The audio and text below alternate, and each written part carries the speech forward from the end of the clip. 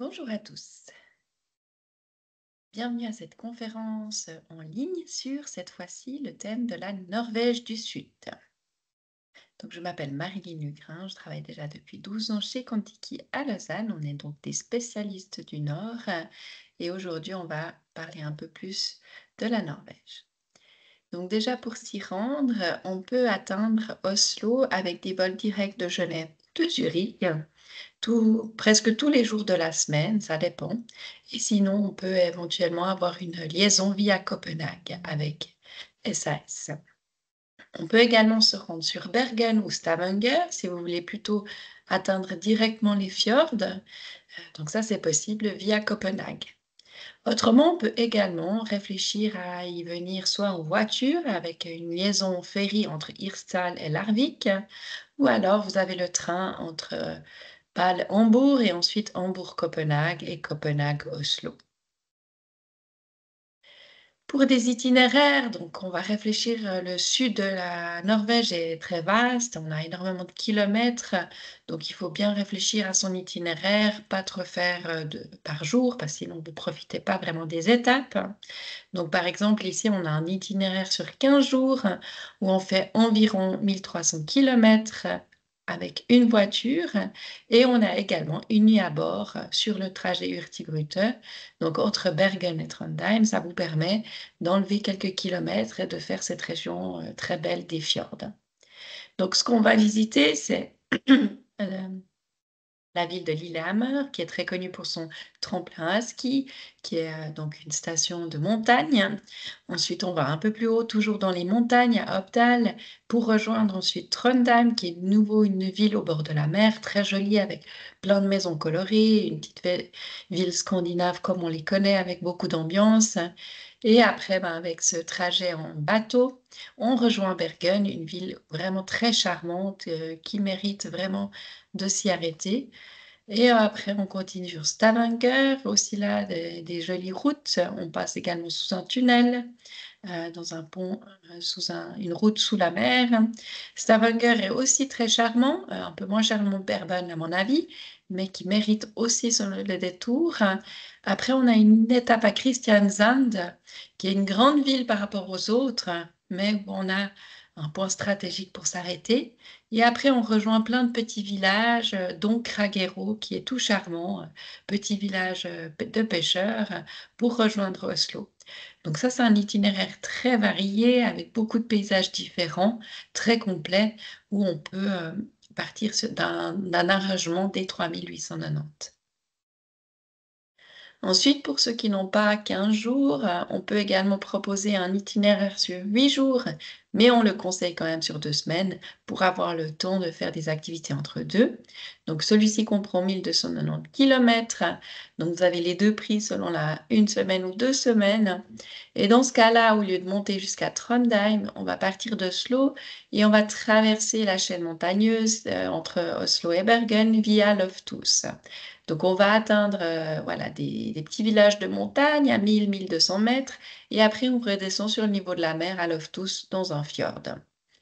Après on visite Bergen, on voit également Stavanger et là on a un autre arrêt, Flekkefjord, qui est un petit village très charmant où toutes les maisons sont blanches, vous avez des fresques, art painting aussi tout le long du village, il y a de la possibilité de faire du vélo draisienne.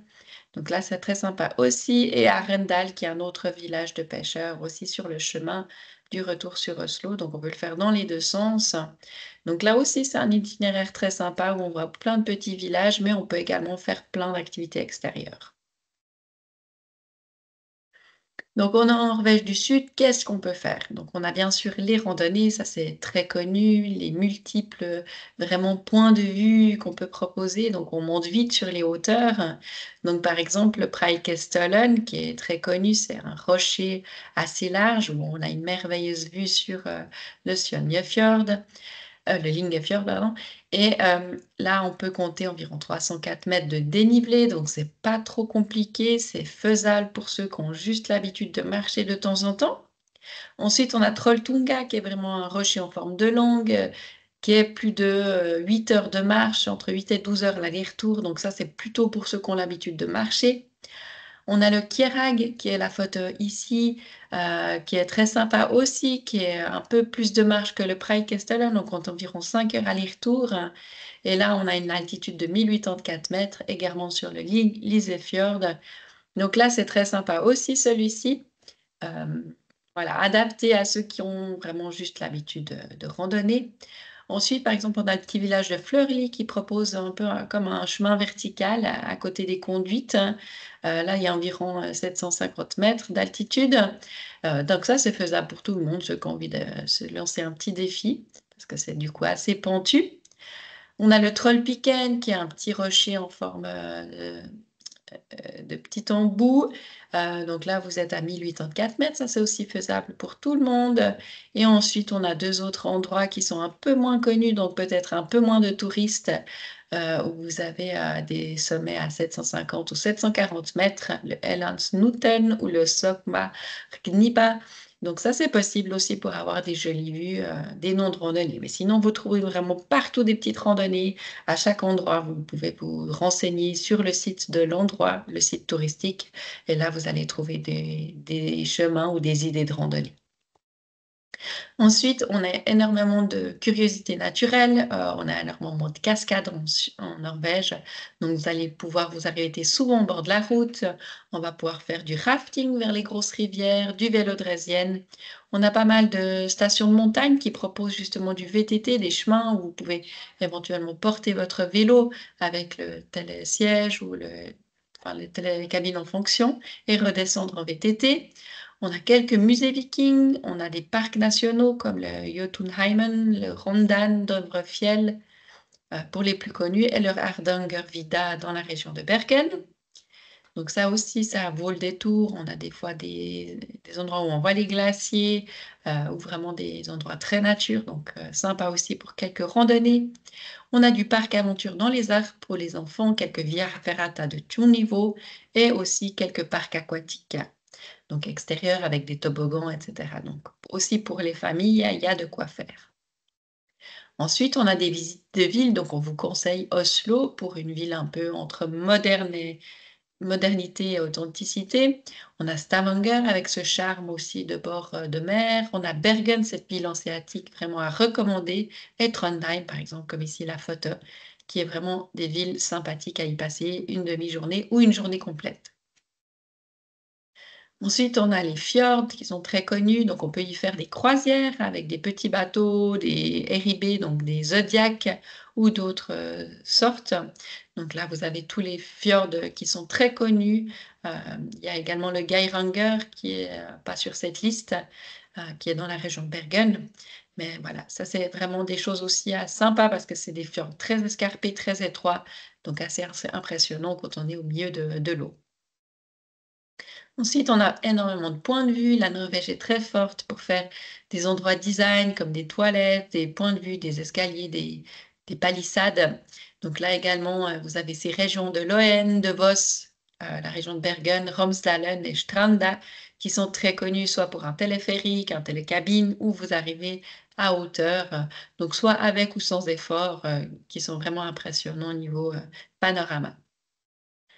Ensuite, on a également des routes panoramiques, soit avec la voiture, soit avec un petit chemin spécifique. Donc là, je vous ai mis un peu les cartes. Donc, c'est vraiment dans la région des fjords. Vous pouvez aussi aller un petit peu plus à l'intérieur, dans le nord, vers Otta. Donc là, c'est un peu les fameuses routes comme le Strollstigen, qui est une route qui fait des zigzags. Et puis, autrement d'autres qui est vraiment quelque chose de spécifique, comme la route de l'Atlantique. Vous passez sur un pont qui surplombe la mer, assez impressionnant. Donc vraiment, si vous êtes dans une région particulière, ben, n'hésitez pas à vérifier s'il y a une route panoramique vers chez vous pour pouvoir l'emprunter. On a également des trains de montagne, donc ça peut être une idée éventuellement de faire par exemple Oslo-Bergen. En train, c'est environ 7 heures de temps, donc c'est une jolie ligne un peu voilà, avec paysage panoramique, c'est des trains standards, mais vraiment on passe par des lieux de montagne, en altitude, de nouveau au bord de mer. On a la même chose en Oslo-Trondheim qui est un peu plus longue vers les 8 heures, 9 heures. Ensuite, on a d'autres lignes plus touristiques, plus courtes, et on a ce fameux Norway in a nutshell. En fait, vous avez plusieurs liaisons qui vous êtes proposées pendant une journée. Vous faites du train, du bus et du bateau. Donc, ça peut être super pour visiter un fjord. Donc, ça, c'est des alternatives qu'on peut vous proposer. Donc, je ne sais pas si vous aviez des questions sur ces différentes possibilités qu'on a dans le sud de la Norvège. En tout cas, si c'est le cas, on a une page spécifique sur notre site internet. Donc, je vous ai mis le lien ci-dessous. Donc, n'hésitez pas à la consulter. Et sinon, on est toujours disponible par téléphone, par chat ou par email. Donc, n'hésitez pas et j'espère vous revoir bientôt sur une prochaine conférence. Merci beaucoup.